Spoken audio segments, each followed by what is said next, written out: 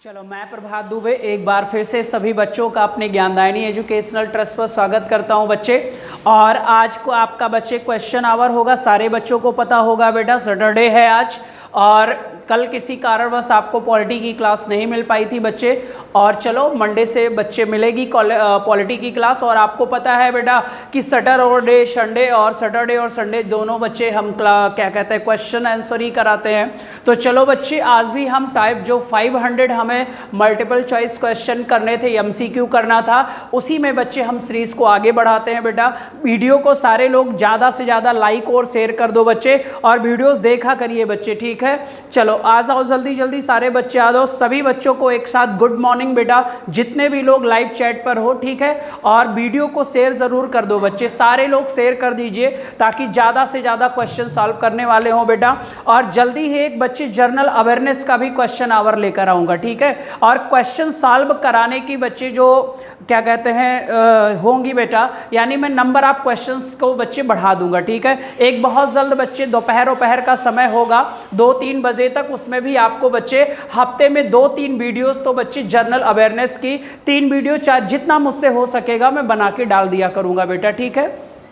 चलो जल्दी जल्दी वीडियो को, जनरल अवेयरनेस होगा बेटा, उसमें मिक्स बेस होगा सारा का सारा क्वेश्चन, ठीक है। जल्दी जल्दी से आ जाओ सारे लोग, गुड मॉर्निंग है सारे बच्चों को, जल्दी से आ जाइए। चलो बेटा स्टार्ट किया जाए, पॉलिटी सेशन होगा, ठीक है। चलो पहला क्वेश्चन देखो सारे बच्चे, पहला क्वेश्चन आप लोग देखेंगे बेटा, ठीक है। और सोच समझकर आंसर दीजिएगा बच्चे। पहला क्वेश्चन देखिए सारे लोग, ठीक है। पहला क्वेश्चन है बेटा, निम्नलिखित में से नेशनल इंटीग्रेशन काउंसिल का अध्यक्ष कौन होता है? नेशनल इंटीग्रेशन काउंसिल, राष्ट्रीय एकता परिषद,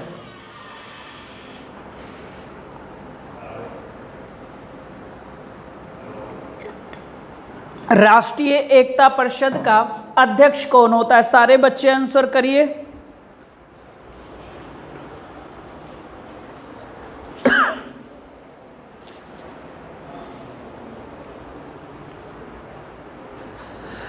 राष्ट्रपति होता है, प्रधानमंत्री होता है, उपराष्ट्रपति होता है। सारे बच्चे बताएंगे जल्दी से।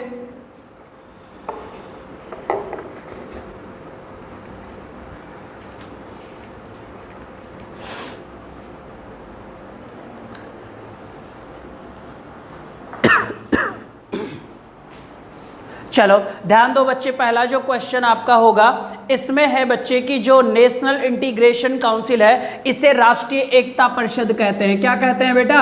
राष्ट्रीय एकता परिषद, ठीक है बच्चे। राष्ट्रीय एकता परिषद हो गया बच्चे।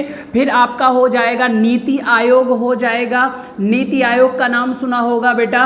राष्ट्रीय विकास परिषद हो जाएगा, राष्ट्रीय विकास परिषद हो जाएगा बच्चे। अगर हम बात करें कि ये जितनी भी काउंसिल है बेटा, ये जितनी भी काउंसिल है, जल परिषद हो गया बेटा, ठीक है। ये जितनी भी काउंसिल है सर, इसका जो चेयरपर्सन होता है, चेयरमैनशिप होता है या अध्यक्ष होता है बच्चे, इसका अध्यक्ष याद रखना सर, भारत देश का जो पदेन प्रधानमंत्री होगा वही व्यक्ति होगा। यानी जो पदेन होगा बच्चे, वो इस पद पर बैठा होगा, वही इन सभी काउंसिलों का चेयरमैन होगा, वो इन सभी काउंसिलों का क्या होगा? चेयरमैन होगा। ये पॉइंट्स आप याद रखोगे तो आपको पता चल गया होगा बच्चे कि यहां पर ध्यान से देखिएगा, यहां पर बेटा नेशनल इंटीग्रेशन काउंसिल के अध्यक्ष बच्चे कौन होता है? तो सी ऑप्शन हो जाएगा, प्रधानमंत्री होगा बेटा। अब ये जो बच्चे राष्ट्रीय एकता परिषद थी, ये बच्चे कब गठित की गई? तो 1961 में इसका गठन हुआ था बेटा, 1961 में इसका गठन हुआ था बेटा। क्लियर हो जाएगा। और आपको पता है अध्यक्ष क्या है? तो आप बोलोगे सर प्रधानमंत्री होता है। यह सरकार की सलाहकारी निकाय होती है बच्चे। सरकार की कौन सी निकाय बेटा? सलाहकारी निकाय होती है, याद रखिएगा बच्चे, ठीक है। यूनिटी के बारे में गवर्नमेंट को बच्चे क्या करती है? सजेस्ट करती है। क्लियर हो जाएगा। कौन से सन में बनी थी? 1961 में बनी थी। इसका अध्यक्ष कौन होता है? तो आप बोलोगे प्रधानमंत्री होता है। नीति आयोग ने काम करना कब से शुरू किया था? तो सारे बच्चों को पता होगा 1 जनवरी 2015 से शुरू हुआ था, ठीक है। और इसका पहला जो बच्चे अध्यक्ष था वो आपको पता है नरेंद्र दामोदर दास मोदी साहब थे, ठीक है बेटा।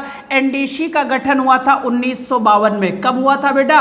1952 में। और अभी भी एनडीसी कार्य कर रही है, अभी भी नेशनल डेवलपमेंट काउंसिल कार्य कर रही है बच्चे। जितने भी भारत देश में डेवलपमेंट से संबंधित बच्चे निर्णय होते हैं वो लेने का काम किसका होता है? एनडीसी का होता है। 1952 में एनडीसी बनी बेटा। नीति आयोग आपको पता है योजना आयोग की जगह पर काम कर रही है, इसको बंद किया गया बेटा।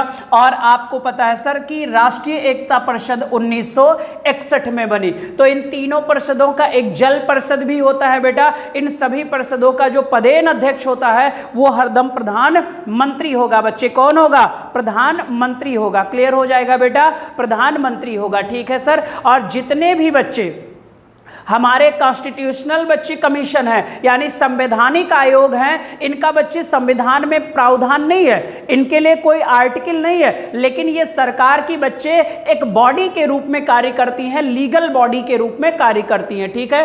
तो राष्ट्रपति क्या करता है बच्चे? जितनी भी कॉन्स्टिट्यूशनल कमीशन है, संवैधानिक आयोग है, लाइक वित्त आयोग हो गया बच्चे, ठीक है, सारे के सारे जस्टिस हो गए बच्चे, आपका राष्ट्रीय महिला हो गया आयोग हो गया, इन सभी के अध्यक्ष और सदस्यों की नियुक्ति कौन करता है? तो आप बोलोगे बेटा कौन करता है? राष्ट्रपति करता है, ठीक है बच्चे। चलो नेक्स्ट क्वेश्चन देखो, दूसरा नंबर का क्वेश्चन देखिए बेटा। नेक्स्ट क्वेश्चन देखिए, नेक्स्ट क्वेश्चन देखिएगा।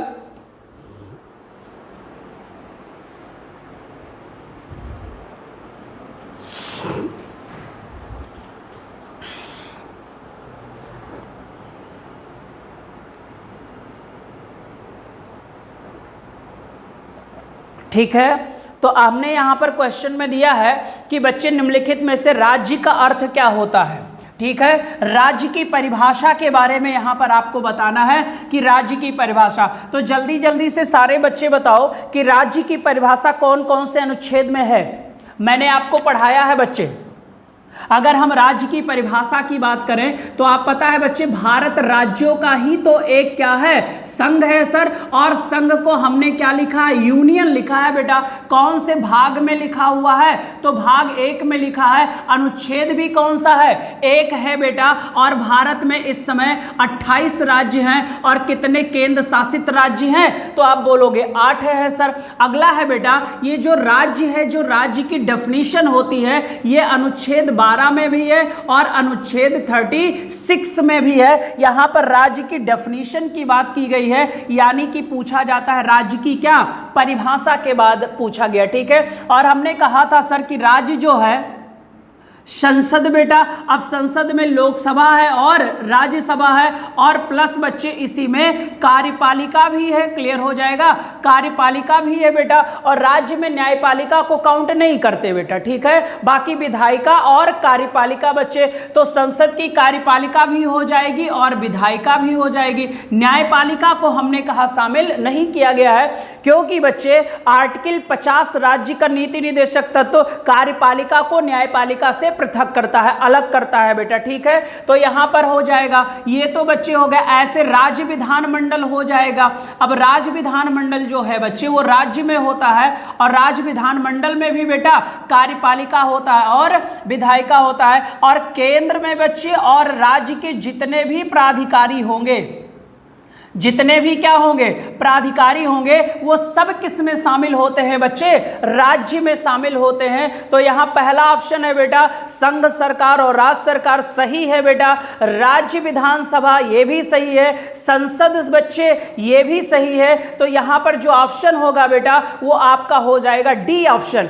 उपयुक्त सभी लोग बेटा राज्य की परिभाषा में आते हैं। उपयुक्त सभी लोग बेटा राज्य की, कहीं लिख देना बेटा राज्य की परिभाषा में न्यायपालिका को शामिल नहीं किया गया है। राज्य की परिभाषा में न्यायपालिका को शामिल नहीं किया गया है, ये आप कहीं लिख लेंगे बेटा, ठीक है। बाकी मैंने इसको पढ़ा दिया है आप लोगों को अच्छे से। आर्टिकल 12 फंडामेंटल राइट्स का देख लेना बेटा, ठीक है,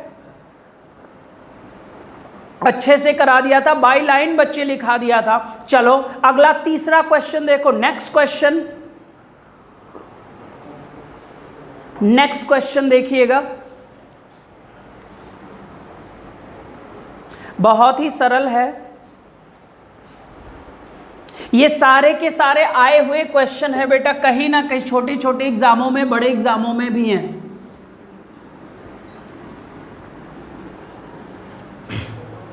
लोकसभा अध्यक्ष की बात किया गया है बेटा, है ना, कि लोकसभा अध्यक्ष अपना त्यागपत्र किसे देता है। अब ध्यान से सुनो पहले बच्चे, पहले सुनना बेटा, जितने भी नवनिर्वाचित सदस्य होते हैं, यहां पर 2-3 क्वेश्चन करना है। जितने भी नवनिर्वाचित सदस्य होते हैं, इन्हीं सदस्यों में बच्चे इलेक्शन जीत कर आया होता है जो हमारा लोकसभा अध्यक्ष होगा। अब इन नवनिर्वाचित सदस्यों को बच्चे ओथ दिलाना है, यानी शपथ दिलाना है। क्या दिलाना है? ओथ दिलाना है। अब इसको ओथ दिलाने का काम तो कौन करना चाहिए? राष्ट्रपति। लेकिन राष्ट्रपति बच्चे इन्हीं नवनिर्वाचित सदस्यों में से जो सबसे वरिष्ठ होता है, जो सीनियर होता है, जो कई बार चुनाव जीत कर आया होता है, चाहे वो किसी भी पार्टी का हो, अपोजिशन बच्चे पार्टी का मेंबर हो या रूलिंग पार्टी का मेंबर हो, जिसे लोकसभा में बहुमत भी मिल गया हो, वरिष्ठता के आधार पर राष्ट्रपति उस व्यक्ति को, मैंने आपको पढ़ाया था कि क्या नियुक्त करता है बच्चे? प्रोटेम स्पीकर नियुक्त करता है। वरिष्ठता के आधार पर सारे नवनिर्वाचित सदस्यों में से किसी एक को, बच्चे पार्टी यहां पर कोई मैटर नहीं करता। ये प्रोटेम स्पीकर क्या करेगा? इन सभी सदस्यों को शपथ दिलाएगा। इसका जो पहला काम होगा वो शपथ दिलाना होगा बेटा। जब भी बच्चे शपथ दिला देगा तो इन्हीं नवनिर्वाचित सदस्यों में से किसी एक के नाम का अस्थाई अध्यक्ष, बेटा कौन सा अध्यक्ष? अस्थाई अध्यक्ष के लिए बच्चे इनके नाम का क्या करेगा? प्रस्ताव करेगा। और जैसे अस्थाई अध्यक्ष चुना जाएगा वैसे ही प्रोटेम स्पीकर का काम क्या हो जाएगा? खत्म हो जाएगा बेटा। प्रोटेम स्पीकर का काम खत्म हो गया। और आपको भी पता है जो अस्थाई अध्यक्ष होता है इसी को हम स्पीकर कहते हैं बेटा। और स्पीकर बच्चे अपना जो त्याग पत्र होता है वो डिप्टी स्पीकर को देता है, यानी उपाध्यक्ष को देता है। स्पीकर का प्रावधान है अनुच्छेद 93 में। कितने में बेटा? अनुच्छेद 93 में भारत देश की संसद की लोकसभा का एक अध्यक्ष होगा जो नवनिर्वाचित सदस्यों में से एक होगा बेटा। ये एक मेंबर के रूप में शपथ ग्रहण कर लेता है। लेकिन बच्चे इसीलिए ये स्पीकर के रूप में कभी भी शपथ ग्रहण नहीं करता बेटा। स्पीकर के रूप में शपथ ग्रहण नहीं करता। एक पॉइंट ये याद रखोगे। अध्यक्ष उपाध्यक्ष को देगा तो यहां पर जो आंसर होगा बच्चे वो लोकसभा उपाध्यक्ष, सी ऑप्शन हो जाएगा। क्या हो जाएगा? C option. एक और बेटा, अगर लोकसभा अध्यक्ष को पद से हटाना है समय से पहले तो सूचना कितने दिन पहले देनी होगी भाई? और लोकसभा में बेटा इफेक्टिव बहुमत से, प्रभावी बहुमत से बिल पास हो जाएगा तो लोकसभा अध्यक्ष को उसके पद से समय से पहले हटा दिया जाएगा। ठीक है बेटा, या तो डेथ हो जाए या तो स्वेच्छा से त्यागपत्र दे दे। स्वेच्छा से त्यागपत्र लोकसभा उपाध्यक्ष को होगा। जो प्रधानमंत्री होगा ये अपना त्यागपत्र बेटा राष्ट्रपति को देगा और राष्ट्रपति जो है वो अपना त्यागपत्र उपराष्ट्रपति को देगा बेटा। ठीक है, उपराष्ट्रपति को देगा। नहीं है उपराष्ट्रपति तो चीफ जस्टिस ऑफ इंडिया को देगा। ठीक है बेटा, तो ये वाला क्वेश्चन समझ में आया गया होगा। लोकसभा अध्यक्ष होगा 93 बेटा। सीनियर सदस्यों में से एक को प्रोटेम स्पीकर बनाता है राष्ट्रपति, वही लोकसभा अध्यक्ष यानी अस्थाई स्पीकर के नाम का प्रस्ताव करता है। जब वो चुन लिया जाता है तो हमारे प्रोटेम स्पीकर का काम खत्म हो जाता है बेटा। ठीक है, प्रोटेम स्पीकर की नियुक्ति, उसका त्याग पत्र बेटा, ठीक है, उसको शपथ दिलाना, ये सारा काम हमारा प्रेसिडेंट करता है यानी राष्ट्रपति करता है। नेक्स्ट क्वेश्चन देखो बेटा, नेक्स्ट क्वेश्चन देखिएगा। यह भी आया हुआ क्वेश्चन है रेलवे के एग्जाम में। मौलिक कर्तव्य बहुत ही आसान है, सारे बच्चों को पता चल गया होगा। ठीक है, जल्दी से मेरे क्वेश्चन का आंसर दीजिए बच्चे। मौलिक अधिकार का प्रावधान कौन से भाग में है? मौलिक अधिकार का प्रावधान कौन से भाग में है? वीडियो को लाइक कर दो बच्चे सारे लोग और शेयर भी कर दो, ज्यादा से ज्यादा लोग शेयर कर दो बेटा। मौलिक कर्तव्य, फंडामेंटल ड्यूटीज, फंडामेंटल ड्यूटीज की बात किया गया है। अब यहां पर आपको पता है सरदार स्वर्ण सिंह समिति, ये याद रखो आप लोग, कई बार बताया हूं। भाग 4 का अनुच्छेद 51 का इन्होंने सिफारिश किया था बेटा, जल्दी से बताओ कितने फंडामेंटल ड्यूटीज की सिफारिश किया था इन्होंने? 8 किया था। शामिल कितना हुआ था सारे बच्चे बताओ? शामिल हुआ था 10, और जो बच्चे बढ़कर 2002 में 2001-2 में बेटा ये बढ़कर इसकी संख्या कितनी हो गई? 11 हो गई बच्चे। कितनी हो गई? 11 हो गई। क्लियर हो जाएगा? बस इतने पॉइंट्स याद रखो बेटा। संविधान की रक्षा करना, अखंडता बचाए रखना, अपने वन्य जीवों और इनकी सबकी रक्षा करना, मानववाद का विकास करना बेटा, ये सब हमारी फंडामेंटल ड्यूटीज होती हैं बेटा। ठीक है, माँ बाप की सेवा करना टांग पकड़ के खींचना नहीं होता है बेटा। ठीक है, चलो तो यहाँ पर बेटा आपका हो गया रूस। ठीक है बेटा, अमेरिका से हमने बच्चे न्यायिक प्रक्रिया लिया था, और आपका लिया था बेटा क्या? मौलिक अधिकार लिया था। अफ्रीका से हमने बच्चे संशोधन लिया था, संविधान में संशोधन करना बेटा। ठीक है, संविधान में संशोधन। और गणतंत्रता जो था बेटा वो हमने बच्चे फ्रांस से लिया था। ठीक है, किससे लिया? फ्रांस से लिया। नेक्स्ट 5वां नंबर देखिए बेटा, 5वां नंबर देखिए।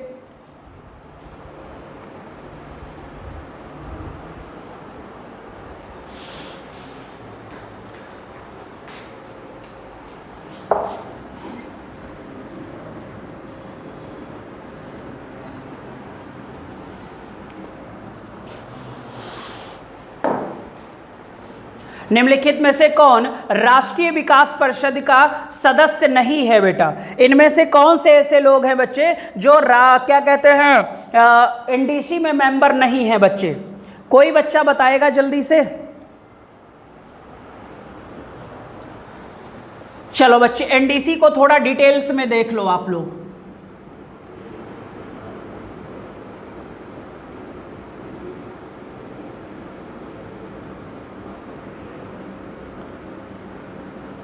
नेशनल डेवलपमेंट काउंसिल, राष्ट्रीय विकास परिषद किसके सिफारिश पर बना बेटा? केसी नियोगी समिति।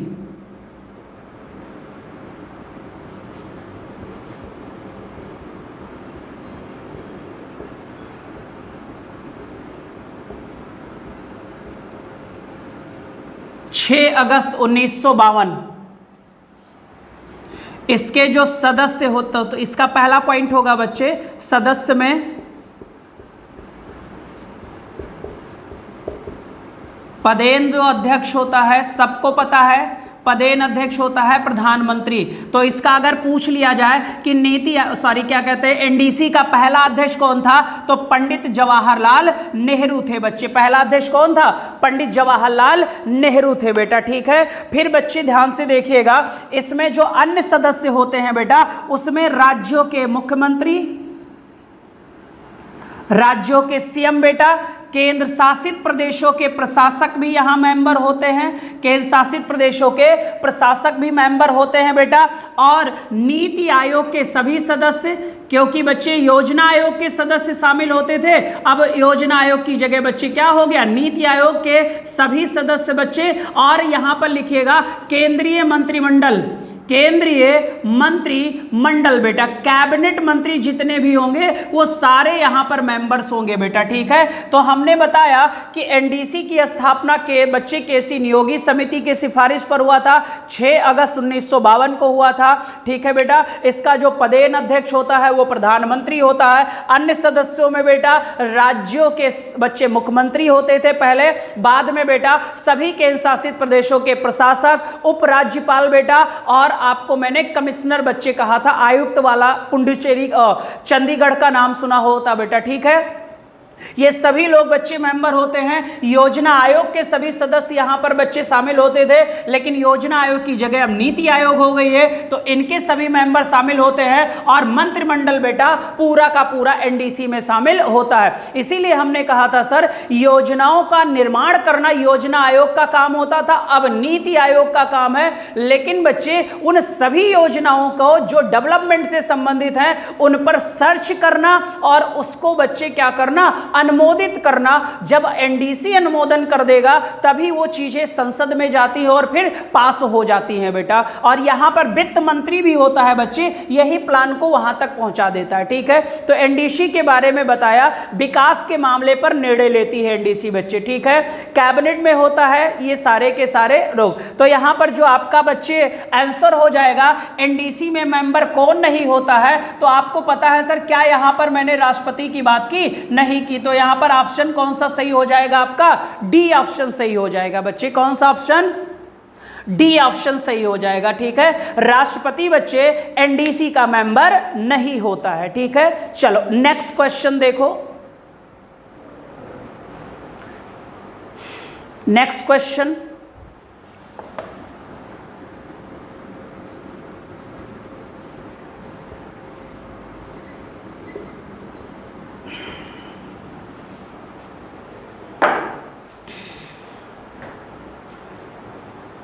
राज्यसभा सीट की बात कर रहा है। जल्दी से बच्चे बताओ कि राज्यसभा सीटों का आवंटन कौन सी अनुसूची में है, जल्दी से बताओ कौन से शेड्यूल में है बेटा, राज्यसभा सीटों का आवंटन कौन से शेड्यूल में है, सारे बच्चे बताएंगे, शेड्यूल बताएंगे।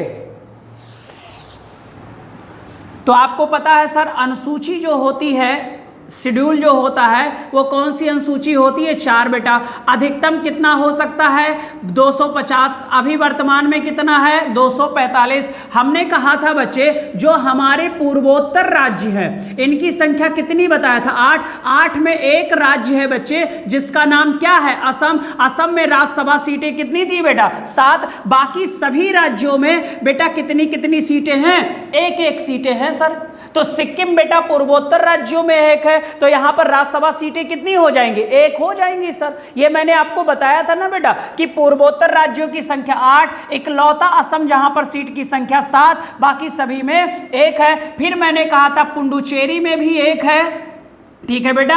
और फिर बच्चे गोवा में भी मैंने बताया था कि 1 सीट है। अरुणाचल प्रदेश, मेघालय, सिक्किम, नागालैंड, त्रिपुरा बेटा, ठीक है, मिजोरम, इन सभी पूर्वोत्तर राज्यों में राज्यसभा की सीटें 1-1 है। अगर राज्यसभा की सर्वाधिक सीट पूछा जाए तो अपने यूपी में है बच्चे, और यूपी में राज्यसभा सीटों की संख्या कितनी है, 31 है बेटा। ठीक है, कौन से शेड्यूल में प्रावधान है, 4 में है। अधिकतम 2026 तक बेटा हो सकती है कितनी, आप बोलो जल्दी से, 250, और वर्तमान में 245। ठीक है, जिसमें मनोनीत कितने होते हैं, नॉमिनेट कितने होते हैं बच्चे राष्ट्रपति द्वारा, तो आप बोलोगे मनोनीत होते हैं बच्चे यहां पर जिनकी संख्या होती है 12। ठीक है, कला, विज्ञान, साहित्य और सामाजिक क्षेत्र से संबंधित होते हैं बेटा। ठीक है, इसी बच्चे एक क्षेत्र में आए रंजन गोगोई, नाम सुना होगा, पूर्व चीफ जस्टिस ऑफ इंडिया थे बेटा। ठीक है, तो हमने बता दिया पूर्वोत्तर राज्यों में संख्या है 8। 8 में असम को छोड़ दिया जाए तो सभी 7 राज्य में 1-1 राज्यसभा है। सबसे ज्यादा यूपी में है, 31 है। पुडुचेरी प्लस गोवा में भी कितना है, 1 है। तो 7 और प्लस 2 राज्यों में बेटा टोटल 9 राज्यों में राज्यसभा 1-1 है, जिसमें एक केंद्र शासित भी शामिल है जिसका नाम क्या है, पुडुचेरी है। ठीक है, पुडुचेरी है। चलो इतना याद रहेगा। चलो नेक्स्ट क्वेश्चन देखो, नेक्स्ट देखो, 7 नंबर देखेंगे सारे बच्चे, सोच समझ कर आंसर दीजिएगा।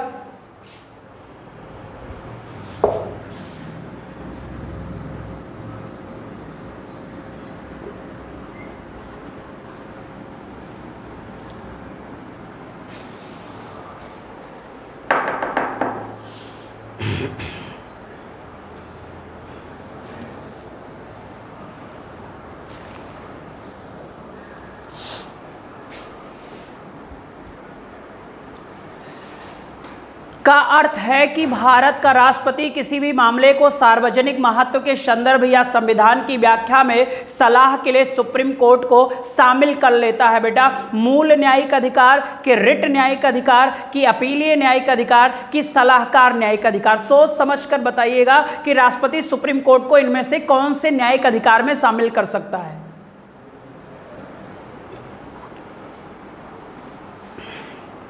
सारे बच्चे बताएंगे।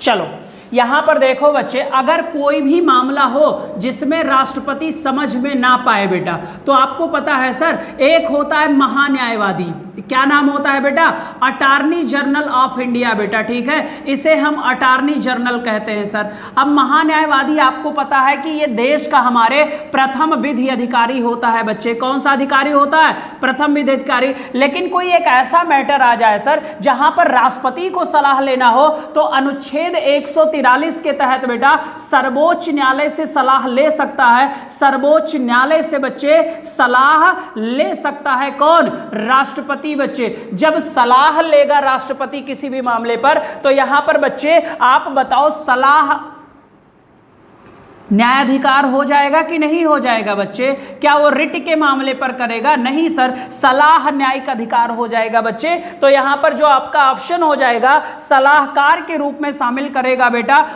हाँ, एक चीज और सर, अगर कोई बच्चे सलाह देता है सुप्रीम कोर्ट किसको, राष्ट्रपति को, तो मानना ना मानना राष्ट्रपति पर निर्भर करता है। ये पॉइंट्स आप याद रखोगे, क्लियर हो जाएगा। देगा सलाह, राष्ट्रपति उसे शामिल भी करेगा, सजेस्ट। जैसे बच्चे ये हुआ नहीं था जो राम मंदिर का मैटर था, ठीक है, यहां पर बच्चे सलाह लिया गया था राष्ट्रपति द्वारा 1992 में 6 दिसंबर, जब बच्चे बाबरी मस्जिद का विध्वंस किया गया था। और आपने देखा होगा सीबीआई कोर्ट ने बेटा जो भी 31-32 लोग इससे संबंधित थे और 28-29 साल से जो केस चल रहा था, उसमें सारे लोगों को क्लीन चिट दे दिया गया बच्चे कि आपने जो बाबरी विध्वंस किया था उसमें आप लीगल पाए नहीं गए हो बच्चे, अलीगल तरीके से आपने काम नहीं किया था, इसलिए सबको बरी कर दिया गया। तो यहां पर राष्ट्रपति सलाह ले सकता है बच्चे, याद रखिएगा। अनुच्छेद 143 के तहत यह प्रावधान किया गया है। लेकिन बच्चे सलाह दे देता है राष्ट्रपति, लेकिन मानना ना मानना हमारे राष्ट्रपति पर निर्भर करता है। तो यहां पर सलाहकार जो होगा बच्चे वो अपीलीय न्यायाधिकार हमारा होता है। हम किसी केस में अगर फंसे हुए हैं तो हम अपील कर सकते हैं। हमारे फंडामेंटल राइट्स पर कोई इफेक्ट आता है तो बच्चे उसको बचाने के लिए जो न्यायिक अधिकार का प्रयोग करता है, आर्टिकल 32 रिट जारी करता है। और मूल न्यायिक अधिकार आपको पता है सर, जब मौलिक अधिकार का हनन होगा तो उसकी सुनवाई करेगा। नेक्स्ट है बच्चे, नेक्स्ट क्वेश्चन देखिएगा, भारतीय संविधान में कितने प्रकार के रिट हैं? भारतीय संविधान में कितने प्रकार के रिट हैं? 5 4 3 2।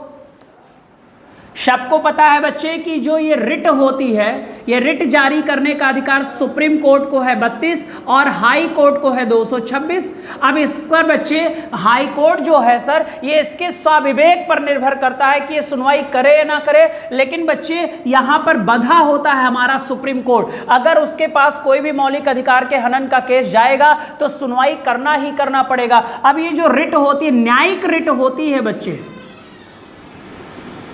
कौन सी रिट होती है बच्चे? न्यायिक रिट होती है। और अगर व्यक्ति की स्वतंत्रता की बात है तो हैबियस कॉर्पस बच्चे, यानी कि बंदी प्रत्यक्षीकरण, ठीक है। किसी चीज को मना करना है तो प्रतिषेध जारी होगा, प्रतिषेध का मतलब प्रोहिबिशन बेटा। फिर अगर बच्चे है तो उत्प्रेषण जारी होगा, सर्सियोरारी जारी होगा बेटा, सूचना प्राप्त करना होगा बेटा, ठीक है। फिर अगला है बच्चे आपका हो जाएगा परमादेश, परमादेश हो जाएगा, मैंडामस हो जाएगा बच्चे। फिर आपका होता है क्यू वरांटो, अधिकार परीक्षा, अधिकार परीक्षा बच्चे, ठीक है। जब कोई गलत तरीके से किसी लोक पद को हासिल कर लेगा तो उस व्यक्ति के विरुद्ध वारंट जारी होगा, उस रिट का नाम अधिकार परीक्षा होगा।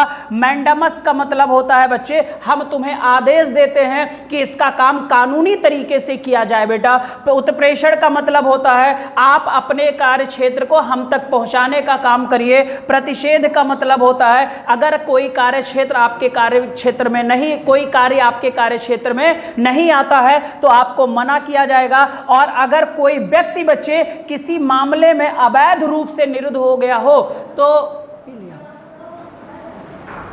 अवैध रूप से किसी मामले में निरुद्ध हो बेटा, तो उस व्यक्ति को बचाने के लिए एक बंदी प्रत्यक्षीकरण नामक हैबियस कार्पस रिट जारी कर देगी। और आपको पता है सर, ये चाहे सरकारी व्यक्ति हो और ये चाहे निजी व्यक्ति हो, दोनों के विरुद्ध जारी की जाती है बच्चे, दोनों के लिए जारी की जाती है। इसीलिए सर कहा जाता है ना, इकलौती रिट है जो व्यक्ति के स्वतंत्रता से जुड़ी हुई है, जो व्यक्ति के स्वतंत्रता से जुड़ी हुई है। चलो नेक्स्ट क्वेश्चन देखो बेटा, 9 नंबर देखिए जल्दी से।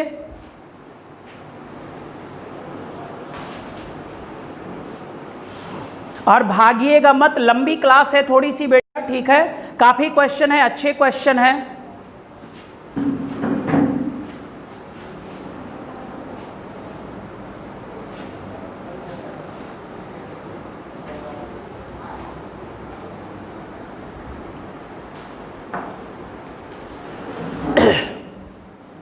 भारतीय नागरिकता किसके द्वारा दी जाती, जल्दी से बताओ बेटा।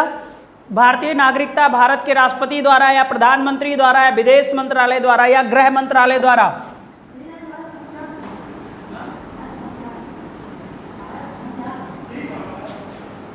ठीक है बच्चे, तो चलो सिटीजनशिप यानी नागरिकता, जल्दी से बताओ भारत में नागरिकता एकल है कि दोहरी है? तो रिजल्ट होगा सर सिंगल सिटीजनशिप है। कहां से आया? ब्रिटेन से आया। तो ब्रिटेन में भी क्या है? एकल है। भारत में कहां से आया? तो आप बोलोगे सर ब्रिटेन से आया। नागरिकता अधिनियम कौन से सन में बनाया गया? 1955 में बच्चे नागरिकता अधिनियम बनाया गया, जिसमें 6 बार संशोधन हुआ। पहली बार पूछा जाएगा तो 1986, दोबारा पूछा जाएगा 1992, तिबारा पूछा जाएगा बच्चे 2003, फिर 2005, फिर 2015 और अभी रिसेंट में हुआ है 2019 में बेटा। ठीक है, हमारे भारत देश में नागरिक बच्चे नागरिकता कितने प्रकार से होती है? 5। पहला जो होता है बाय बर्थ होता है, यानी जन्म से नागरिकता। दूसरा क्या होता है, जल्दी से बोलो? पश्चिम वंश परंपरा। ठीक है। तीसरा होता है बाया रजिस्ट्रेशन, पंजीकरण। फिर होता है बच्चे नेचुरलाइजेशन यानी देशीयकरण, और फिर होता है बच्चे भूमि अर्जन। कौन सा अर्जन बेटा? भूमि अर्जन। और नागरिकता प्रदान करने का काम होता है गृह मंत्रालय का, होम मिनिस्ट्री के अंदर आता है। और इस समय होम मिनिस्टर कौन है? आपका नाम है बच्चे अमित शाह। क्लियर हो जाएगा? सुपर जीनियस आदमी है बेटा। इनके इतना एजुकेटेड और जीनियस आदमी अभी तक भारत देश में नहीं हुआ है। साइज के हिसाब से जीनियस है सर जी। ठीक है, तो रिजल्ट क्या हो जाएगा? गृह मंत्रालय। अगर कोई व्यक्ति बच्चे लगातार 7 वर्षों से बाहर रहता है तब उसकी नागरिकता रद्द हो जाएगी बेटा। हालांकि दोहरी नागरिकता का भी प्रावधान है बेटा। ओसीआई भी मैंने आपको बता दिया था, जिन बच्चों को नहीं पता है मैंने नागरिकता संशोधन की भी एक वीडियो स्पेशल बनाई है, उसको जाकर आप लोग देख लीजिएगा बच्चे। ठीक है, मेरे ख्याल 19 नंबर की वीडियो होगी, और फिर 18-17 जो भी नागरिकता है, जिन बच्चों ने नहीं पढ़ा है वो उसे जाकर पढ़ लेंगे। तो आपको पता चल गया बच्चे नागरिकता। और अगर पूछा जाए बच्चे कि नागरिकता कौन से भाग में है? 2 में है, और 5 से लेकर कहां तक है? 11 तक है सर। ठीक है, 5 से लेकर कहां तक है? 11 तक है। Next question, next question. थोड़ी लंबी क्लास है तो फिर रुके रहना, भागना मत, कर लेना अच्छे से क्वेश्चन। वीडियो को लाइक शेयर जरूर करते रहो बच्चे।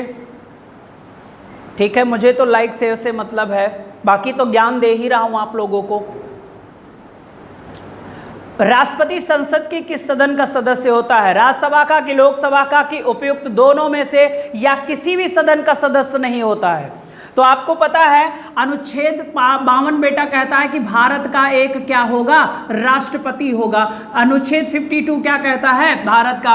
फिर बच्चे जो संघ होता है, जो संघ होता है बेटा, ये जो संघ की क्या है? कार्यपालिका है। संघ की क्या है? कार्यपालिका है। कार्यपालिका का प्रधान कौन होगा? तो राष्ट्रपति होगा। अगर हम संघ की कार्यपालिका के पावर की बात करें, जो शक्तियां होती हैं बेटा, ये सारी की सारी शक्तियां जो है वो निहित है किसमें? राष्ट्रपति में निहित है। लेकिन इन शक्तियों का जो वास्तविक प्रयोग करता है बेटा, जो वास्तविक प्रयोग करता है इन शक्तियों का, वो करता है मंत्रिपरिषद। कौन करता है बेटा? मंत्रिपरिषद करता है। और जो मंत्रिपरिषद का प्रधान होता है वो आपको भी पता है, मंत्रिपरिषद का प्रधान प्रधानमंत्री होता है। तो वास्तविक शक्तियां बच्चे प्रधानमंत्री के पास, लेकिन शक्तियां निहित हैं राष्ट्रपति के पास बेटा, ठीक है। और आपको पता है सर कि कार्यपालिका में आप पढ़ते हो संसद, क्या पढ़ते हो बच्चे कार्यपालिका में? क्या विधायिका में आप पढ़ते हो संसद? और विधायिका में जब आप संसद पढ़ते हो बच्चे तो लोकसभा होता है। प्रधानमंत्री तो लोकसभा का हो बच्चे, राज्यसभा का भी हो सकता है, लेकिन आपको भी पता है कि राष्ट्रपति किसी भी सदन का सदस्य नहीं होता है। फिर भी कार्यपालिका का ये सबसे अभिन्न अंग होता है। और याद रखना, विधायिका का अभिन्न अंग होता है और संसद इन तीनों लोगों से मिलकर बनी होती है बेटा।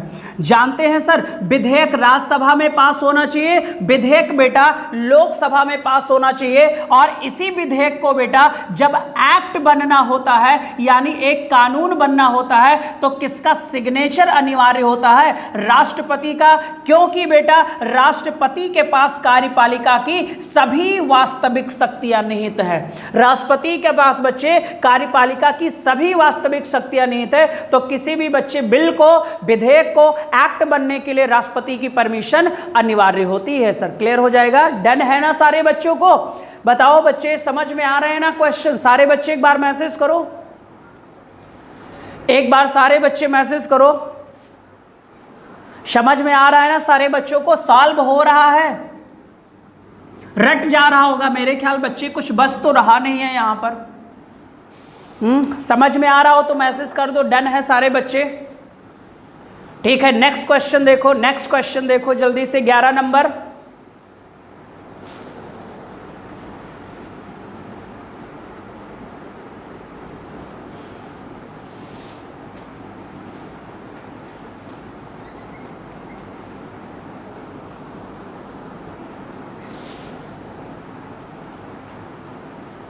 उपराष्ट्रपति निम्नलिखित में से किसकी अनुपस्थिति में शपथ ग्रहण करता है बच्चे? ओथ किसकी अनुपस्थिति में लेता है?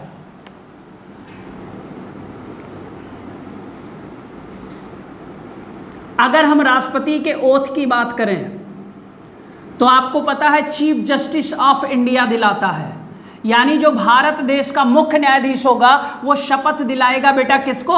राष्ट्रपति को। राष्ट्रपति किसे शपथ दिलाता है? तो आप बोलोगे इसे उपराष्ट्रपति को दिलाता है बेटा, ठीक है। सभी मंत्रिपरिषद के सदस्यों को बेटा राष्ट्रपति शपथ दिलाता है। हालांकि बच्चे वो प्रधानमंत्री को दिला देता है, उसके बाद किसी व्यक्ति को कह देता है कि मैं नियुक्त कर रहा हूं, ये व्यक्ति मेरी तरफ से शपथ ग्रहण करवाएगा, ठीक है बेटा। ठीक है बच्चे, तो यहां पर आपका जो ऑप्शन हो जाएगा सर वो होगा बेटा भारत देश का जो उपराष्ट्रपति है ये किसकी उपस्थिति में शपथ लेता है? तो राष्ट्रपति के।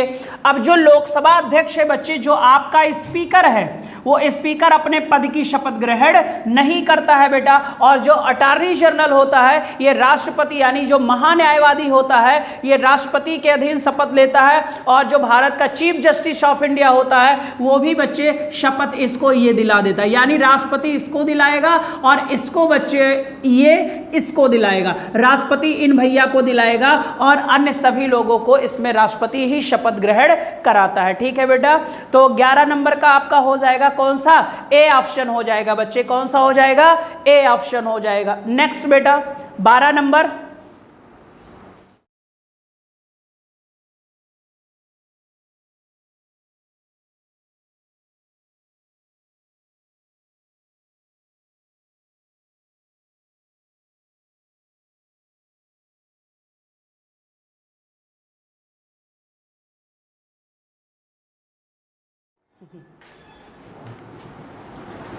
ठीक है, लगाए रहो।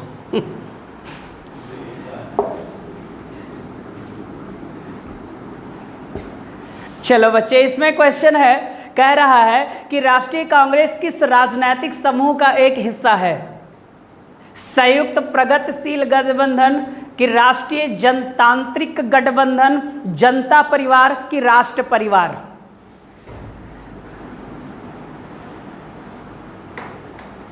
चलो यहां देखेंगे सारे बच्चे, आईएनसी की बात कर रहा है सर, इंडियन नेशनल कांग्रेस, भारतीय राष्ट्रीय कांग्रेस। और इसकी स्थापना सारे बच्चों को पता होगा 1985 में हुआ था। और बेटा इसके पहले अध्यक्ष थे व्योमेश चंद्र बनर्जी बेटा। बाद में आपने देखा सी सर 1950 के बाद यही भारतीय राष्ट्रीय कांग्रेस एक राजनीतिक पार्टी का रूप ले लिया बेटा।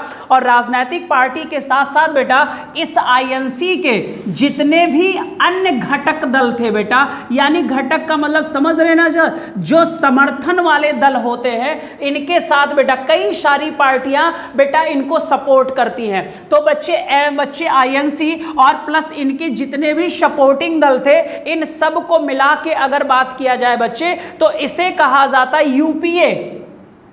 क्या कहा जाता है बच्चे? यूपीए, यानी कि यूनाइटेड प्रोग्रेसिव अलायंस। और इसी का हिंदी होता है बच्चे, जो आपका पहला ऑप्शन है, संयुक्त प्रगतिशील गठबंधन। संयुक्त प्रगतिशील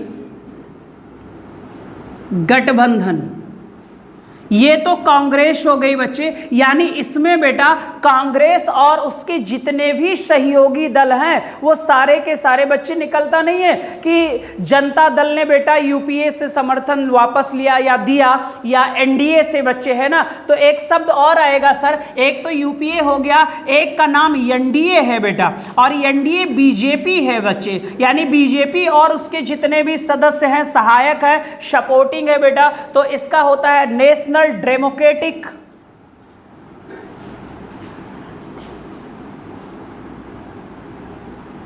अलायंस। ठीक है बेटा। और इसका हिंदी है राष्ट्रीय जनतांत्रिक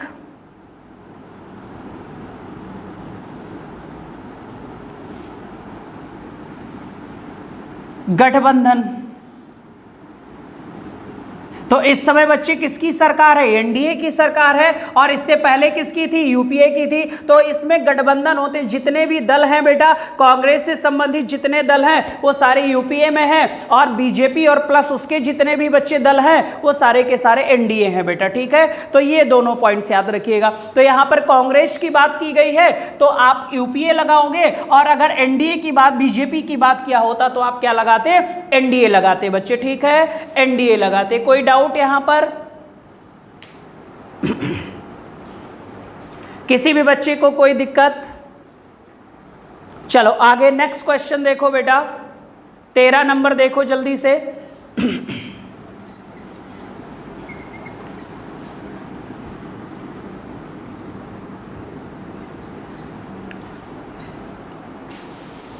तेरह नंबर कह रहा है कि लोकसभा के पहले उपाध्यक्ष कौन थे? लोकसभा के पहले उपाध्यक्ष।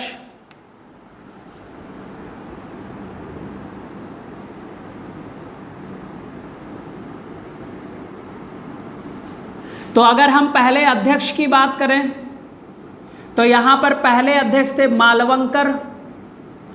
और अगर बच्चे पहले थे मालवंकर और वर्तमान में है ओम बिड़ला। वर्तमान में कौन है बेटा? ओम बिड़ला है, सारे बच्चों को पता होगा। और अगर हम उपाध्यक्ष की बात करें बच्चे तो पहले थे आयंगर।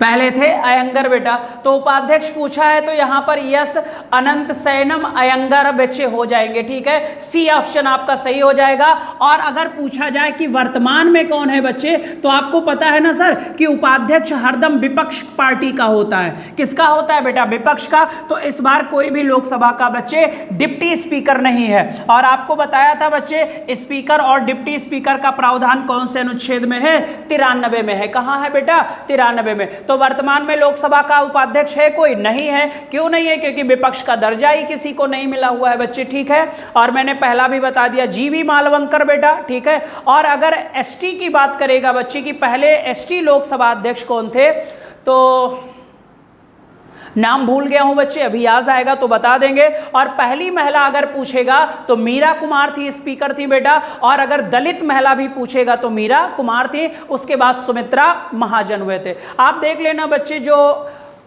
इससे पहले चुनाव लड़े थे राष्ट्रपति का,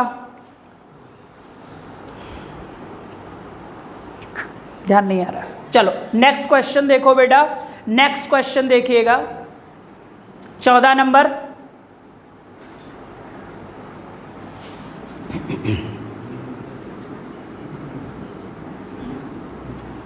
वो पूर्व मुख्यमंत्री भी रह चुके हैं शायद, देख लेना। चलो नेक्स्ट क्वेश्चन देखो बेटा, इनमें से कौन सा ऐसा कथन है जो राष्ट्रपति के बारे में सत्य है? अभी तो पढ़ाया आप लोगों को बेटा ये वाला क्वेश्चन। अगर हम नीचे से देखें बच्चे तो डी कहता है कि संसद को संबोधित नहीं करता, और आपको पता है बच्चे कि राष्ट्रपति प्रत्येक आम चुनाव के बाद, ठीक है बच्चे, विशेष अभिभाषण करता है, जिसमें बच्चे, और ये जो इसका भाषण होता है ये तैयार कौन करता है? तो आप बोलोगे कैबिनेट सचिवालय तैयार करता है। कौन तैयार करता है? और इसमें बच्चे अभिभाषण में सरकार के विजन के बारे में, नीति के बारे में राष्ट्रपति दोनों सदनों को संबोधित करता है, इस नीति के बारे में लोगों को बताता है बेटा, ठीक है। और इसी के बाद एक थैंक यू मोशन होता है बेटा, धन्यवाद प्रस्ताव होता है। क्लियर हो जाएगा, अभी तो बताया है। तो यहां पर बच्चे प्रत्येक आम चुनाव के बाद वो दोनों सदनों को एक साथ विशेष अभिभाषण करता है। तो प्रत्येक आम चुनाव के बाद संसद के पहले सत्र को संबोधित करता है, सही है बेटा। प्रत्येक वर्ष के अंत में संसद के अंतिम सत्र को संबोधित करता है, नहीं बेटा, हरदम ये संसद शुरू होने से पहले ही करेगा, अंतिम में नहीं करेगा। अगला है संसद के प्रत्येक सत्र को संबोधित कर रहा है, ये कंपलसरी नहीं है, ठीक है, ये भी गलत हो जाएगा। और संसद को कभी संबोधित नहीं करता, ये तो एकदम गलत है। तो यहां पर जो आपका ऑप्शन होगा बेटा वो ए ऑप्शन हो जाएगा। प्रत्येक आम चुनाव के बाद वो संसद के प्रत्येक सत्र को संबोधित करता ही करता है, और फिर सरकार की नीतियों के लिए वो दोनों सदनों को एक साथ बुलाकर बेटा क्या करता है? संयुक्त बच्चे अभिभाषण करता है। और जब अलग अलग चल रहा होता है तो अलग अलग सदन में भी जाकर अभिभाषण कर सकता है बेटा, ठीक है। तो यहां पर ए ऑप्शन हो जाएगा 14 का ए। नेक्स्ट 15,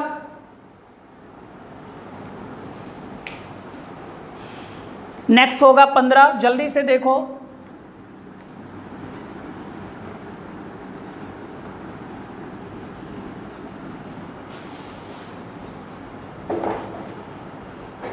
निम्नलिखित में से किस अधिकार क्षेत्र के तहत वह व्यक्ति जिसके मौलिक अधिकार का उल्लंघन किया गया है उपचार हेतु सीधे सुप्रीम कोर्ट जा सकता है? कौन से न्यायाधिकार अधिकार के तहत बेटा?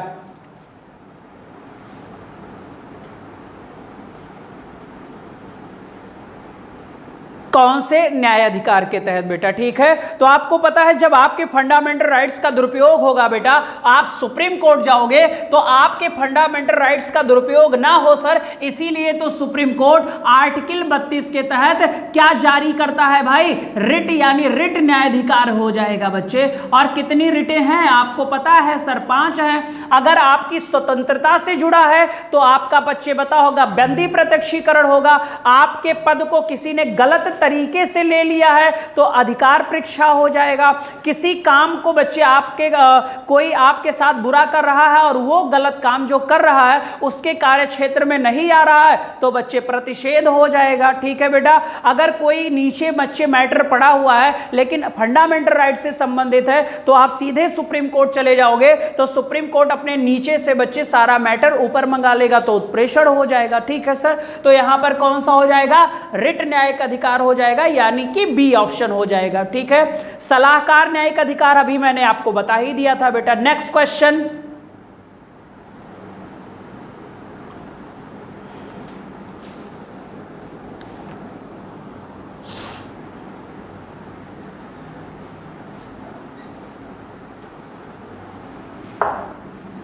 राज्यसभा के नामित सदस्य कौन से देश के संविधान से संबंधित है? आपको पता है संसदीय प्रणाली सारी ब्रिटेन से ली गई है, राइट समारोह और न्यायपालिका अमेरिका से है, समवर्ती सूची कहां से लिया है? ऑस्ट्रेलिया से लिया है। तो आयरलैंड से क्या लिया था? मैंने आपको पढ़ाया है बच्चे, जो आयरलैंड है बेटा, आयरलैंड के संविधान से हमने लिया है नीति निदेशक तत्व, नीति निदेशक तत्व लिया था, और दूसरा बच्चे नामित सदस्य लिया था हमने कि कैसे नामित किया जाए, नॉमिनेट कैसे किया जाए, कौन से सभा में, तो आप बोलोगे सर राज्यसभा में। तो राज्यसभा में नामित सदस्य बच्चे किस देश के संविधान से लिया गया है, आयरलैंड से लिया गया है बेटा। कहां से लिया गया है, आयरलैंड से लिया गया है, ठीक है। चलो नेक्स्ट क्वेश्चन बेटा, नेक्स्ट क्वेश्चन 17 नंबर।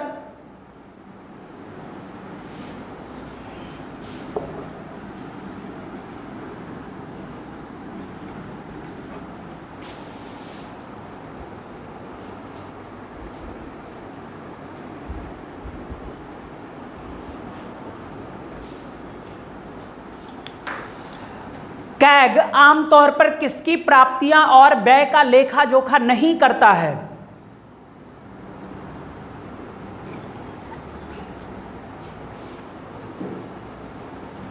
देखिए बच्चे, बहुत सारी केंद्रीय योजना चलती हैं, ठीक है बेटा, और केंद्रीय योजना भी कहां चल रही है, राज्य में चल रही हैं, और बहुत सारी राज्य की योजनाएं भी राज्य में चल रही हैं बेटा। अब केंद्र कोई योजना चलाएगा तो एमपी में भी चलाएगा, यानी सभी राज्यों में योजना चलाएगा, लेकिन राज्य जो योजना या प्लान बनाएगा बेटा वो अपने राज्य के लिए बनाएगा। अब ध्यान से देखिएगा, अगर केंद्र बच्चे कोई योजना बनाता है, अगर उसके वित्त की बात होती है तो वित्त प्रोवाइड करने का काम वित्त आयोग का होता है बेटा। फाइनेंस कमीशन ने वो पैसा कहां पहुंचा दिया, राज्य में पहुंचा दिया, ठीक है। अब ये बच्चे राज्य में ये पैसा जो है वो किस पर खर्च होगा, योजनाओं पर ही तो खर्च होना था बेटा, और खर्च हो रहा है, यानी कितना दिया गया, कितना दिया गया और कितना इस पर खर्च हो रहा है बच्चे। अब इसे ऑडिट करने का जो काम होगा, ऑडिट करने का जो काम होगा वो किसका होगा, सीएजी का होगा, यानी नियंत्रण एवं महालेखा परीक्षक का होगा। तो आपको पता है सर सीएजी केंद्रीय योजनाओं का, कौन से बच्चे, केंद्र का भी करेगा, राज्य का भी करेगा, और आपने नाम सुना होगा जितनी भी कंपनियां होती हैं बच्चे, आपने एनटीपीसी का नाम सुना होगा, ओएनजीसी, गेल, बेल, सेल, टेल, यानी जितनी रत्न और महारत्न कंपनियां होती हैं उन सरकारी कंपनियों, बीएसएनएल बेटा, इन सरकारी कंपनियों का भी बच्चे ब्यौरा जुटाने का काम कौन करेगा, तो आप बोलोगे सर कि ये करेगा हमारा कैग, ठीक है। स्थानीय जो स्वशासन होता है बच्चे, जो स्थानीय ब्यौरा होता है, ये काम राज्य का होता है, कैग का यहां पर कोई इंटरफेयर नहीं होता है। कैग का काम होता है राज्य और केंद्र के बच्चे योजनाओं का आय व्यय का डाटा बच्चे जो होगा राज्य की योजना से होगा तो राज्य को दे देगा, और केंद्र की योजना की रिपोर्ट वो सीधे राष्ट्रपति को और लोकसभा अध्यक्ष को पहुंचा देगा, ठीक है बेटा। तो यहां पर जो ऑप्शन हो जाएगा ना सर कि लेखा जोखा नहीं करता है, तो स्थानीय निकाय हो जाएगी बेटा, जो लोकल बॉडी होगी उसका ये ऑडिट नहीं करता, लेकिन केंद्र की सभी योजनाओं का, राज्य की और सरकारी कंपनियां, एनटीपीसी हो गया, बीएसएनएल हो गया, गेल, बेल, सेल, टेल, जो भी XYZ है ना। चलो नेक्स्ट क्वेश्चन देखो,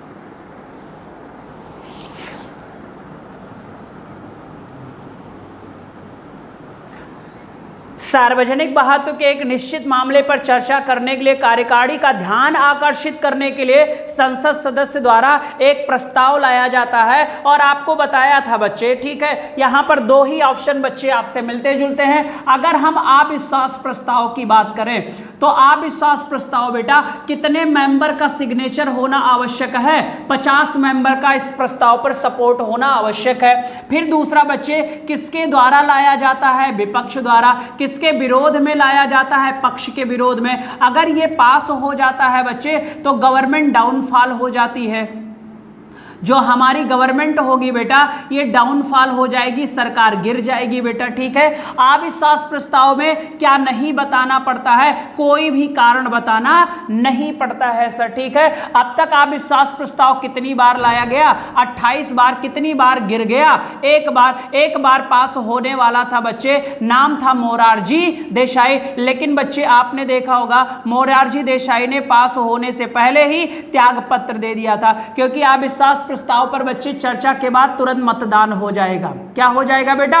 मतदान। अगर बहुमत नहीं सिद्ध कर पाए, विश्वास गवर्नमेंट हासिल नहीं कर पाई, तो गवर्नमेंट गिर जाएगी। तो यहाँ पर जो प्रस्ताव होगा बच्चे, यहाँ पर है कि उस प्रस्ताव को लाया जाता है ध्यान आकर्षित करने के लिए। मान लो कोई काम चल रहा था सदन में, अब उस काम को छोड़कर बच्चे आकर्षित करना, कोई एक नया पॉइंट आ जाए, तो वहां पर जो प्रस्ताव होगा वो स्थगन प्रस्ताव होगा कि जो काम चल रहा है उसे रोको, और एक जो नया क्वेश्चन आ गया है इस पर तत्काल बच्चे क्या किया जाए? चर्चा प्रारंभ होनी चाहिए बेटा। ठीक है, मैंने अभी रिसेंट में कराया है। ठीक, चलो नेक्स्ट क्वेश्चन देखो,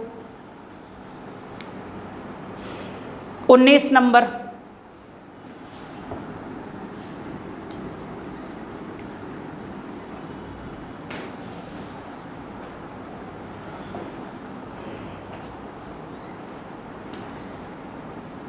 गोपनीयता का आधार किसके अंतर्गत आता है?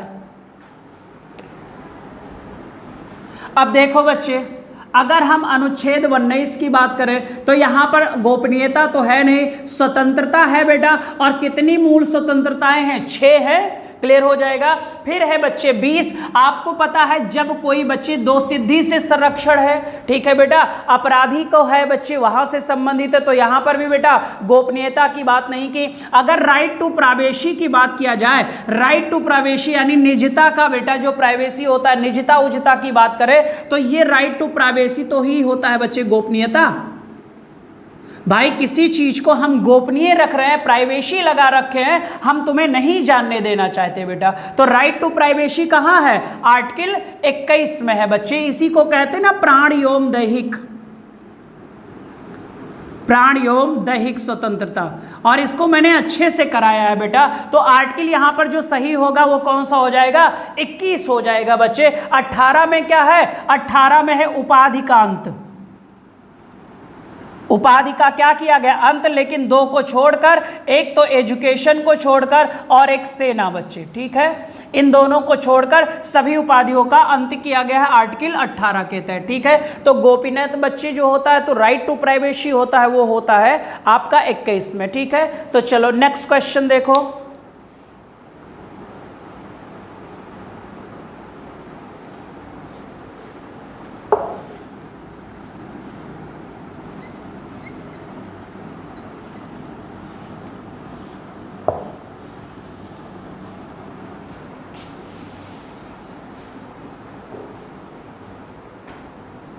केंद्र और राज्य सरकार दोनों कानून बना सकते हैं बच्चे। तो आपको पता है कि 1935 के एक्ट में केंद्र और राज्यों के मध्य बच्चे जो थे, केंद्र और राज्य के मध्य शक्तियों का क्या किया गया? तो आप बोलोगे सर बंटवारा कर दिया गया। 3 सूचियां बनाई गई, एक संघ सूची बनाई गई बेटा। इस पर कानून बनाने का अधिकार संघ का होगा, राज्य सूची पर राज्य का होगा।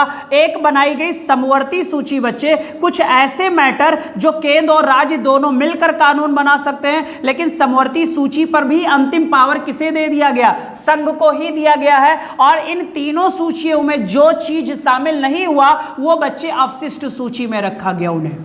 कौन सी सूची में बेटा? अवशिष्ट सूची में। इन तीनों सूचियों से अलग अगर कोई मैटर है तो एक दिन बच्चे इसके सब्जेक्ट पर हम डिस्कस कर लेंगे। ठीक है, तो यहां पर जो आपका हो जाएगा, दोनों लोग मिलकर कानून बनाते समवर्ती सूची 7वीं अनुसूची में है, और ये बच्चे ऑस्ट्रेलिया से लिया गया। और बाकी जो संघ और राज्य सूची है ये मेरे ख्याल देख लेना ब्रिटेन से, अमेरिका से बेटा। ठीक है, मेरे ख्याल ब्रिटेन से लिया गया है। ठीक है, चलो नेक्स्ट क्वेश्चन देखो बेटा,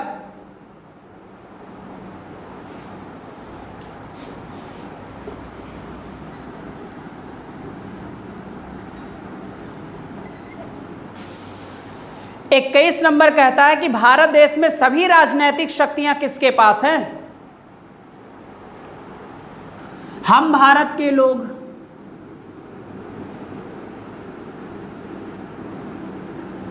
ये जो लोग हैं, जनता, क्या है? प्रजा है बेटा। ठीक है, क्या है? लेकिन अगर आपसे पूछा जाए कि सबसे सर्वोपरि कौन है, तो आपका होगा संविधान। सबसे सर्वोपरि कौन है? तो आप बोलोगे संविधान है सर, ठीक है। और संविधान से सभी लोग बंधे हुए हैं बेटा। जितनी पावर संविधान ने दी है लोगों को, उतने ही पावर का लोग इस्तेमाल करें। तो बच्चे यहाँ पर राजनीतिक शक्तियां किसके पास है? जनता। जनता लोकसभा बनाती है, जनता विधानसभा बनाती है, और जनता जो विधानसभा होती है राज्यसभा बनाती है, और राज्यसभा, विधानसभा और लोकसभा मिलकर राष्ट्रपति बनाते हैं बेटा। क्या बनाते हैं? राष्ट्रपति बनाते हैं, ठीक है। चलो नेक्स्ट क्वेश्चन बेटा। तो यहां पर प्रजा हो जाएगा द पीपल। नेक्स्ट क्वेश्चन देखिएगा, कौन सा ऐसा व्यक्ति है जो राज्य के नीति निदेशक सिद्धांतों में शामिल नहीं है? राज्य के नीति निदेशक सिद्धांतों में शामिल नहीं है।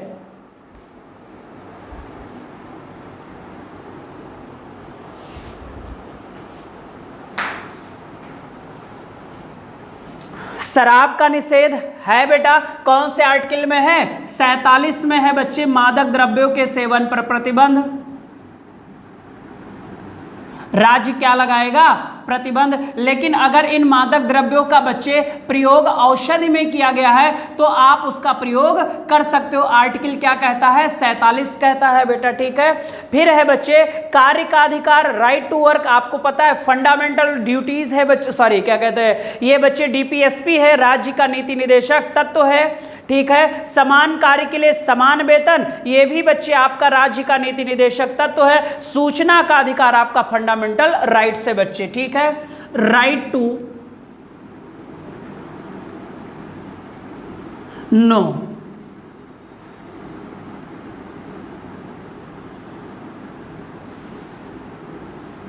ठीक है बच्चे, ये आपका फंडामेंटल राइट्स है। लेकिन सूचना का अधिकार आप उसी केसेस पर मांग सकते हो बेटा जो भारत देश की सुरक्षा से जुड़ा मैटर ना हो। अब आप ये मत पूछ लेना इंडियन गवर्नमेंट से कि हमारे पास कितने परमाणु हथियार हैं, ये डाटा आपको नहीं दिया जाएगा, ठीक है। चलो नेक्स्ट क्वेश्चन देखो बेटा।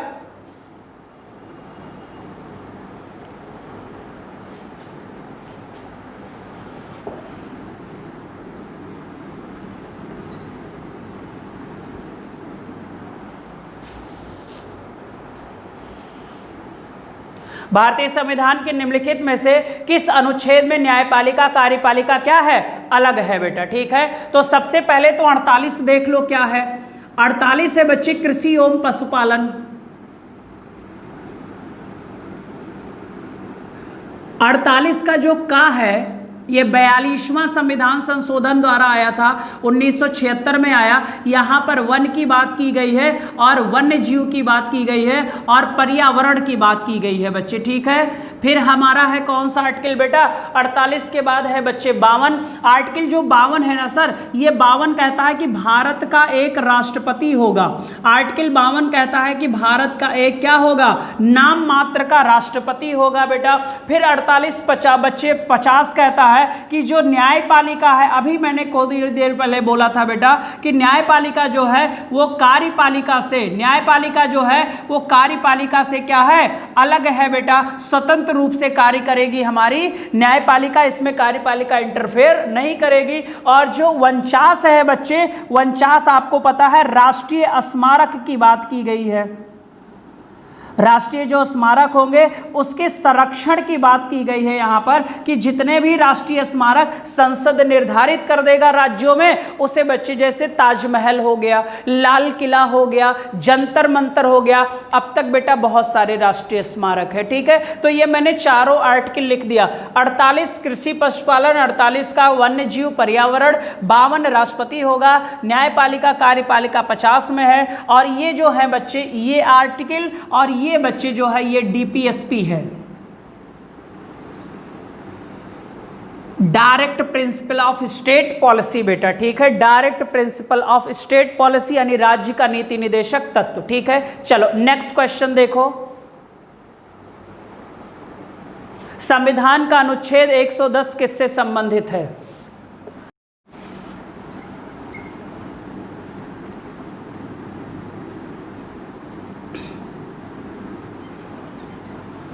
तो 110 होता है मनी बिल बेटा। 110 क्या होता है? मनी बिल होता है बच्चे, ठीक है। तो यहां पर देखो बच्चे जो आर्टिकल 100 ए होता है बेटा, धन विधेयक,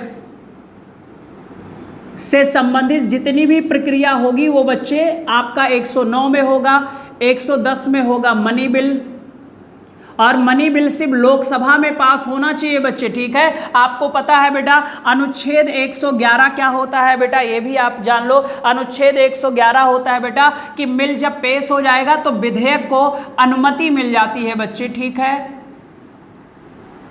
विधेयक को क्या मिलना बेटा, अनुमति मिलना बच्चे, ठीक है। और 112 में आपको पता है बच्चे अनुमति मिल जाएगी तो वार्षिक वित्तीय,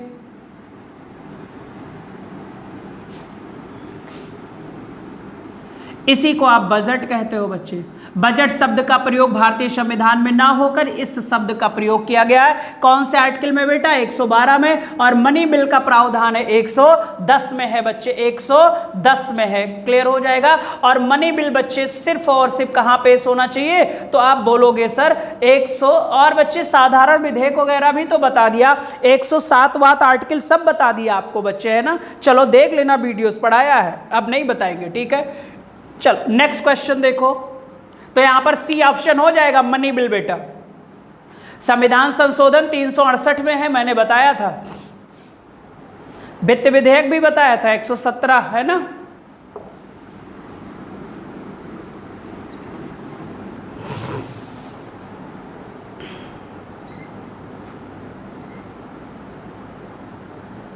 निम्नलिखित में से किस संशोधन ने प्रस्तावना में धर्मनिरपेक्ष शब्द को भारतीय संविधान में जोड़ा, ठीक है। अब यहां पर 3 शब्द मैंने आपको बताया था,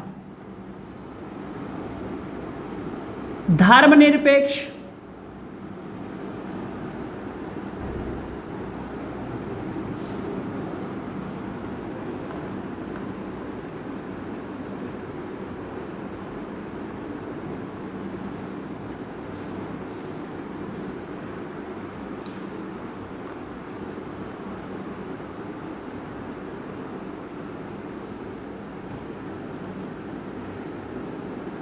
हमारी जो प्रस्तावना है बेटा इसमें अब तक एक बार संशोधन हुआ है।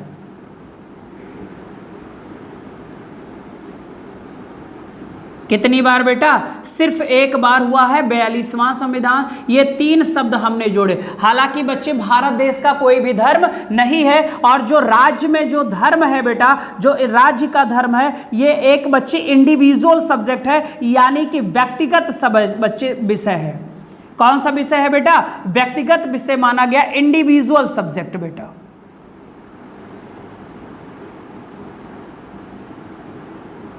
इंडिविजुअल सब्जेक्ट माना गया। प्रस्तावना में अब तक कितनी बार संशोधन है, 1, और ये 3 शब्द हमने बच्चे जोड़े थे, ठीक है बेटा। चलो नेक्स्ट क्वेश्चन,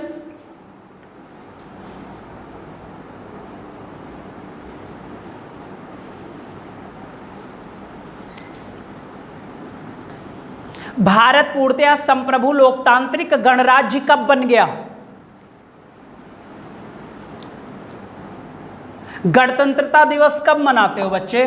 स्वतंत्रता दिवस तो आप मनाते हो कितने अगस्त को? 15 अगस्त को। तो गणतंत्र दिवस कब मनाते हो भाई? 26 जनवरी 1950 से शुरू हुआ, तो गणतंत्रता है 26 जनवरी 1950 बेटा, ठीक है। और अगर संविधान बनकर तैयार हुआ था तो ये रिजल्ट होगा 26 नवंबर 1949, और इसी 26 नवंबर को प्रत्येक वर्ष बच्चे संविधान दिवस मनाते हैं। कौन सा दिवस बेटा? संविधान दिवस मनाया जाना प्रारंभ हो गया। तो 3 दिवस याद रखना, 26 नवंबर को संविधान दिवस बेटा, और फिर बच्चे स्वतंत्रता दिवस 15 अगस्त को, और 26 जनवरी 1950 को भारत एक संप्रभु राष्ट्र गणराज्य हो गया। लेकिन 3 शब्द का अभाव था, समाजवादी, पंथ निरपेक्ष और अखंडता बेटा, ये जोड़ा गया 42वां संविधान संशोधन 1976 में, ठीक है सर, 76 में। चलो नेक्स्ट क्वेश्चन,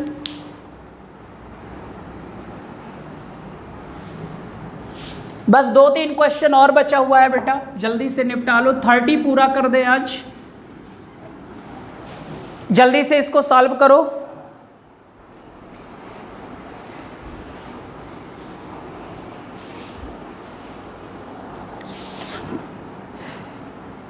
किस अवधि के भीतर संसद को राष्ट्रपति द्वारा घोषित वित्तीय आपातकाल को मंजूरी देनी होगी?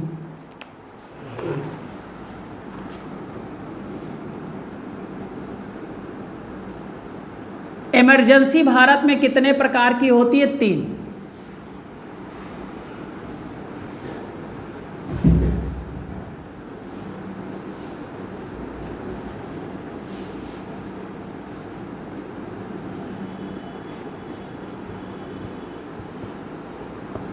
उद्घोषणा कौन करेगा? राष्ट्रपति।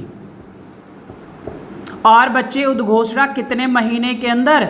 1 महीने के अंदर सदन में पास होना, संसद में पास होना आवश्यक।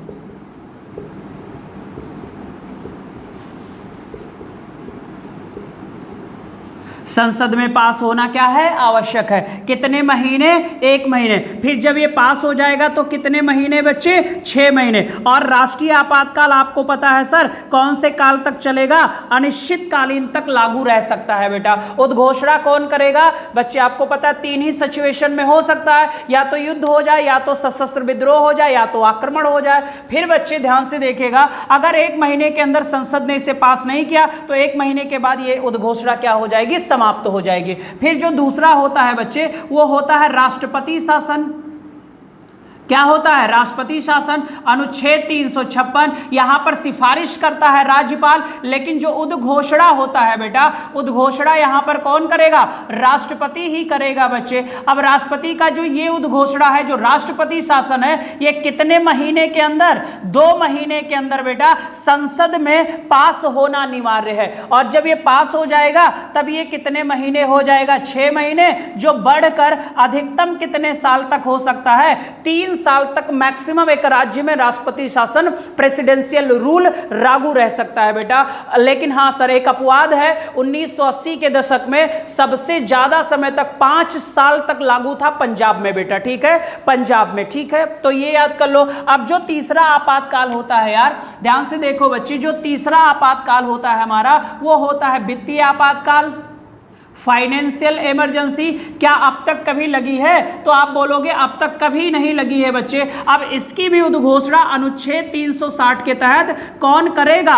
राष्ट्रपति करेगा। इसकी उद्घोषणा बच्चे कितने महीने के अंदर? 2 महीने के अंदर संसद में पास होना अनिवार्य है। संसद में पास होना अनिवार्य है। एक पॉइंट याद रखना सर, कितने महीने में? 2 महीने में। तो राष्ट्रपति शासन और वित्तीय आपातकाल 2-2 महीने में, लेकिन राष्ट्रीय आपातकाल 1 महीने के अंदर संसद के दोनों सदनों में पास हो जाएगा, तभी ये आगे बढ़ पाएगा। अन्यथा ये 2 महीने और 1 महीने के बाद ऑटोमेटिक समाप्त हो जाएगा बेटा। ठीक है, तो यहां पर कितने महीने लगा लोगे सर? 2 महीने।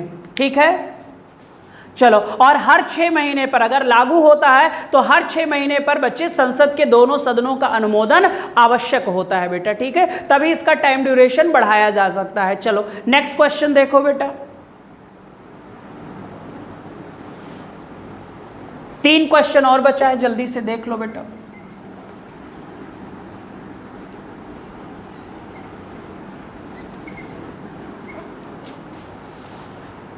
संसद में सामान्य नीति के मामलों पर सरकार का मुख्य प्रवक्ता कौन होता है? मुख्य प्रवक्ता। बच्चे एक चीज याद रखना, मैंने आप लोगों का कहा था कि भारत देश में सभी नीतियों का संचालन, जो नीतियां होती हैं बेटा, उनका संचालन कौन करता है? कैबिनेट। और आपको पता है कैबिनेट संबंधित है मंत्रिमंडल से। मैंने कहा था कि मंत्रिपरिषद में तो सभी प्रकार के मंत्री होते हैं, लेकिन मंत्रिमंडल में सिर्फ कैबिनेट होता है और कैबिनेट ही देश की नीतियों का संचालन करता है बेटा। तो मंत्रिमंडल का जो प्रधान होता है पीएम होता है, और यही बच्चे मुख्य प्रवक्ता होता है। क्या होता है बच्चे? प्रवक्ता होता है। मुख्य क्या होता है बच्चे? ये प्रवक्ता होता है बेटा। ठीक है, याद रखिएगा बेटा। ठीक है, तो यहां पर क्या लगा लोगे? प्रधानमंत्री, क्योंकि मंत्रिमंडल का प्रधान होता है और मंत्रिमंडल में सिर्फ कैबिनेट होती है और कैबिनेट ही नीतियों का संचालन करती है। ठीक है, चलो नेक्स्ट क्वेश्चन देखो बेटा। उम्मीद है सही हो जाएगा, ये तो अभी कराया था। व्हिप जारी करना है ना।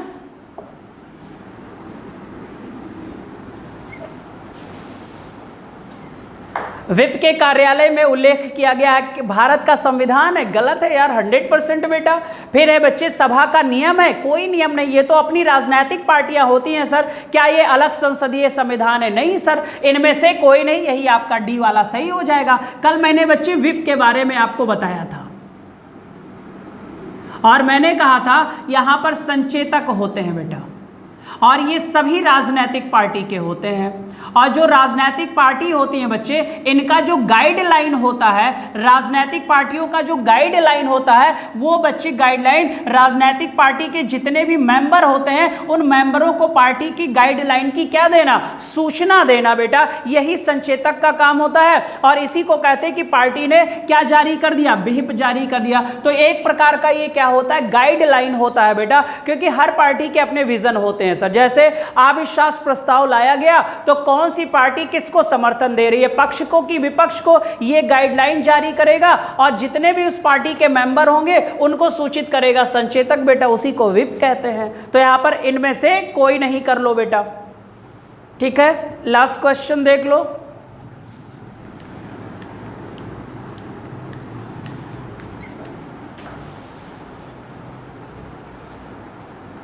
संशोधन की बात किया गया है, संशोधन दक्षिणी अफ्रीका से है 368, क्लियर। 360 होता है बच्चे वित्तीय आपातकाल, अभी तक भारत में कभी लागू नहीं हुआ है।